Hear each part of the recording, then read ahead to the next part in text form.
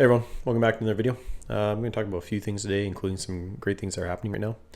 Some other content I've seen recently on Tenant, discuss risk reward of the company, and the activities of the Tenant and Cubeler team. So specifically the conferences, the driving and promotional activities through social media has been top notch lately. The efforts they're making to expand the reach, make connections, and grow the businesses in high gear. And every day we're seeing a new post or an update from the company. Last week was the AAPPME launching gala through the APASME, organization, which was held on October 12th, and it was called a great success. Tenet and Cubeler were there in force to meet and discuss their platform and the upcoming launch. Johnson did a panel discussion, and this event was attended by industry leaders who have operations in not just Canada and Asia, but also internationally. On a side note, Johnson also has been added to the advisory board of the APSME, where they now have ongoing access to other members. So this is great. And these members have their own companies and their own connections, and he'll be able to to build from there on increasing their network. And I imagine they'll continue to attend their international networking events that the APSME is going to be putting on. So one thing I want to call out about this year as opposed to last year is 2022 has been good in one way. They couldn't have done this prior to this year, so maybe a small capacity in 2021, but COVID restrictions closed up a lot of the conferences and meet and greet opportunities for companies.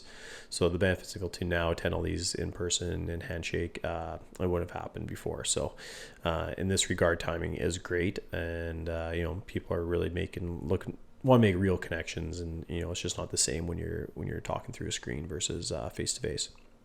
So last week, Everard and Mark were at the National Lending Conference in Quebec City. This was put on by the Canadian Credit Union Association. Tenant had a booth, but we're not speakers there, unlike the other events that they've been a part of. But some detail there is the Canadian Credit Union Association is the national credit union trade association that provides services to Canada's credit unions and regional central organizations. So the CCUA is the first national credit union governed organization in Canada. Tenant still needs to expand and will continue to expand on the amount of financial partners they have, and events like this will hopefully help them lock down and some more lenders and make those connections as well. So as far as this week, they're at the Small Business Summit in Toronto. So Luke will be there at a booth, and he'll be speaking there on the evolution of AI. A couple other places we've seen Tenant is they've been to some publications in Canadian SME. So they had a previous article, I think a month or two ago, on how AI changing the SME landscape. And then recently they did a 4-page article on supporting Canadian small businesses with Mark Pearson. They also published a full-page article or advertisement for Cubeler near the beginning of the magazine. All in all, it's going to be able to see all this unfolding in front of us now. The potential we could see from the North American operations is going to be driving a large part of their company's growth next year. So there's no reason we couldn't see a situation where they are generating tens of millions of revenue from Cubeler. Maybe even hit 100 million by the end of the year, if that's not optimistic, especially if they continue doing what they're doing and start generating network effect along the way. So now, I watched a video the other week on the channel Growing Well Slowly. He's been putting up a little bit of Tenet content lately, along with some other companies that I would say go watch his stuff. I've watched all his Tenet videos now. They have some great info and good perspective. I'll put the link below in in the description. And one of his videos lays out a pretty good base case for the company's values, given some scenarios to put a worth to Tenant. He goes over the valuations as well as the concerns and the risks, and a bit of explanation on why they're trading where they are and where they can end up going. So one of the risks at the time of the video was financing into cash on hand is quite low. But now that we are in its prospectus and we had some insight from Johnson that they have the backing from their investors, I would say this is off the table now. However, we do still have most of the revenues coming from China, which he discounted us on, and low gross margins. We've talked about this before, but definitely looking to see those increase again above 20% in the short term would be good.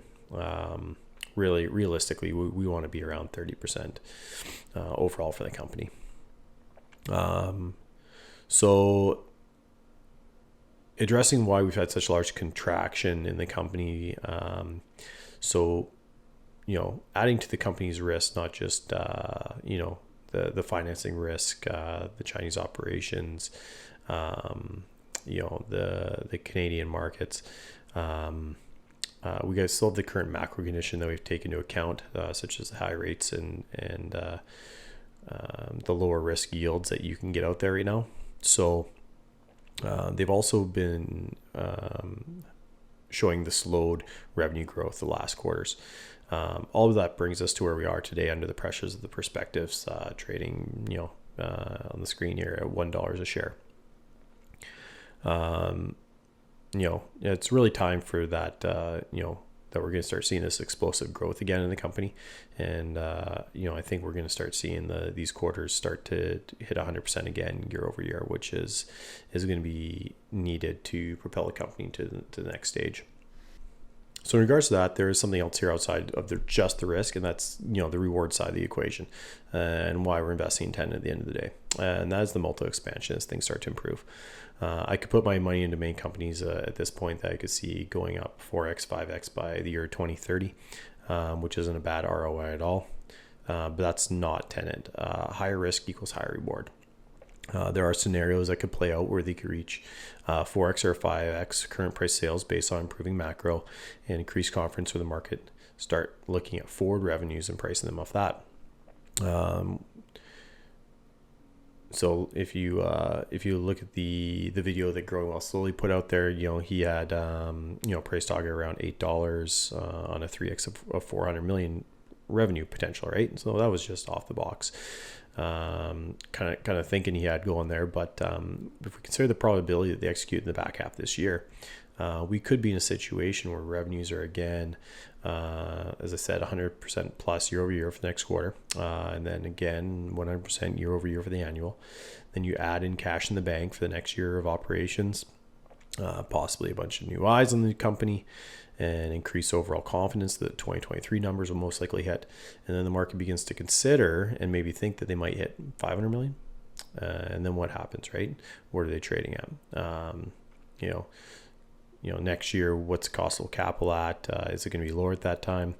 Will that mean they'll trade at the 3x or even higher on the 500 million? So, as these things get to take shape and play out in the market, what's that do to the share price during that build up, right? So that's kind of the situation where, you start hitting these 4x's, 5x's again on, 200 million in revenue and be back at, 1 billion market cap, because then the market's actually thinking they're not going to be, struggling to survive at the end of the year, but they're actually going to be, a 1.5 or 2 billion market cap company by the end of the year. So these are just some of the things that, I've been thinking about lately. So hope you enjoyed this video. Please like and subscribe, and have yourselves a good night.